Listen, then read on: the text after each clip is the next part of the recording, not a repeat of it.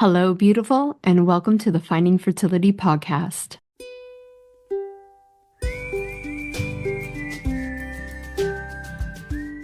I'm Monica, your mentor in uncovering the hidden layers of your fertility journey. Together, we'll discover the right path for you within the 6 essential steps to creating the family of your dreams. We'll ditch the overwhelm, tune into your intuition, and build a vibrant foundation for your fertility. Whether it's through gut health, subconscious healing, or energetic alignment, you can unlock your body's natural power to get and stay pregnant. Your fertility journey is all about radical responsibility and deeply believing that your body is on your side. It's time to stay consistent, embrace trust, surrender, and create the transformation you deserve. Finding Fertility does not diagnose, prescribe, or treat any fertility issues. What we do is empower you to take control of your health by uncovering the root causes holding you back. Let's do this together. Happy Friday. Welcome back to another episode of Finding Fertility.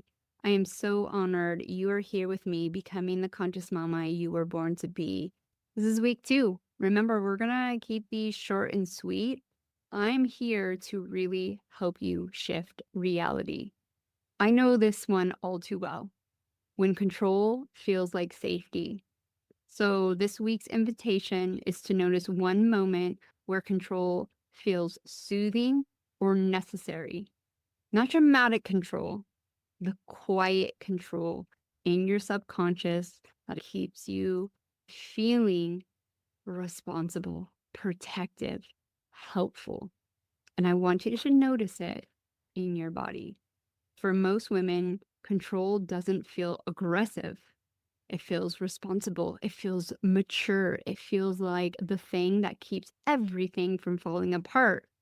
And that's incredibly important to become aware of and see in your daily patterns. I think this is something that most women are subconsciously programmed to do by their mothers, grandmothers, women in their society. I am the only female in my household. My 2 cats are boys, my 2 sons are boys, and obviously my husband's a boy. I have told you guys some of my realizations in motherhood. I didn't realize these things in my fertility journey. Yes, you can get pregnant running these patterns, but I'm here to really help shift these patterns so motherhood becomes so much more enjoyable and peaceful. A really big thing for me because I do have sons. Not only am I breaking this for myself and for the women in my family, so my sons don't become an energetic match to a woman who runs these patterns. They'll see it and either support her through it and say, you don't have to do these things to feel in control, to feel safe. I'm here for you. We're grounded. Or they see these patterns and they can just be like, peace, no, thank you. I don't need to be mothered. I'm here to be your partner. I actually had to say this to someone in our family that I am not here to be my husband's mother. I am here to be his partner. So I know that most women listening to this aren't trying to control because they are rigid or difficult. Or maybe you are. I really see the old me being difficult because I wanted to control everything. Because it felt safe and I felt that's how it needs to get done. If it doesn't get done my way, then the baby's not going to survive, which is not true. I was controlling because it felt safe, which is normal to my nervous system, to my patterns. If I stay on top of things, if I manage this well, if I don't let anything slip, then maybe after all of that, I can relax. There was some back and forth between a male and a female, and I entered the conversation over on Substack. And it was the woman going like, why do I have to do everything to get it done right? And the male chimed in a loving way, just, hey, I just don't think that way. This is how it rolls for me. I'm okay that I don't plan for the 20 different things that happens. I've got an extra diaper. I've got a sippy cup to keep him hydrated. That's it. End of story. And I really appreciated that because at the end of the day, the control patterns slip in and it just makes you frazzled because nothing is done the way you think it should be done, but actually that's your issue and it's not true. Things get done. The baby will survive. The kid will come back alive. It might not have a change of clothes. It might need a bath when it gets home, but that's okay. You think by doing all of that, then you can relax after the fact. And your nervous system's so fried that there's no relaxing. You just go into the doing. And I think you can apply this to a fertility journey and your fertility checklist. I remember having a conversation with one of the community members inside Fertile Energetics, and it was this realization that dawned on her that her to-do list, half of it she didn't even enjoy doing. And it doesn't matter if the breath work, if the yoga, the spirit baby readings, all that.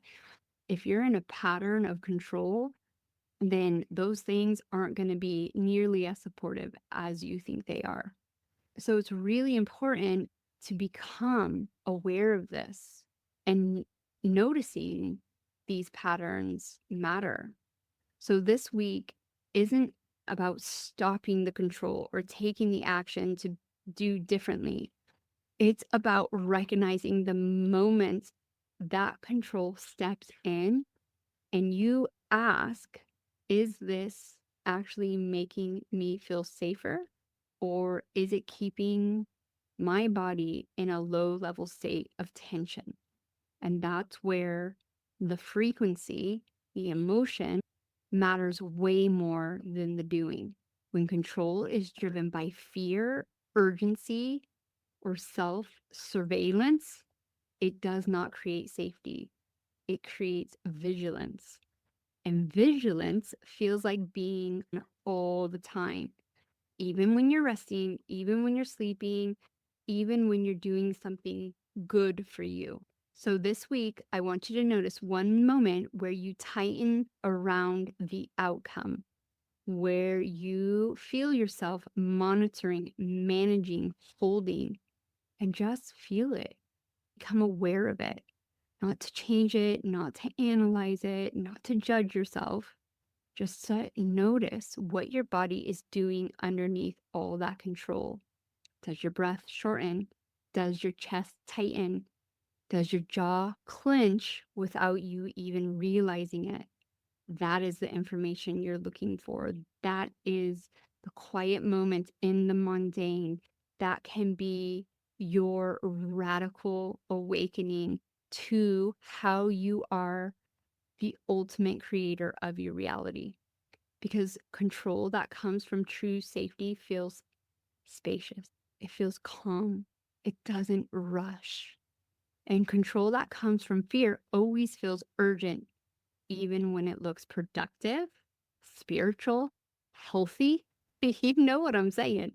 And again, this week, if you need a reminder, because when we are becoming the ultimate observer, when we want to change those patterns, get out of autopilot, we easily slip into the old.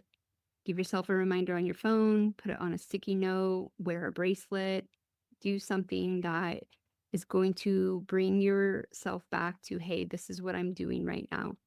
This is not loud. This is not demanding. Just a reminder. Is this safety or is this tension? And when you notice, that's enough, because then you will continue to notice and see it again and again. And once you become that ultimate observer, you will go, yep, I see it. And now I'm ready to change it. So I hope this helps. I will see you next week for week 3, where we are going to go a little bit deeper with control in the mundane moments. And you're going to become radically aware of how it shows up in your everyday routine without you even noticing it. Thank you once again for tuning in and becoming the conscious mama you were born to be. Remember, I wasn't some magical unicorn who stumbled into fertility success. I stayed consistent, I put in the work, and I made it happen. And guess what? You can too. Remember, this transformation happens when you stay committed to yourself. Trust your body, follow your intuition, make it possible. The links that you need are down below. And if you are still here and you absolutely love this podcast, please take some time and leave me a review and help other women like you find this podcast to get the support they need.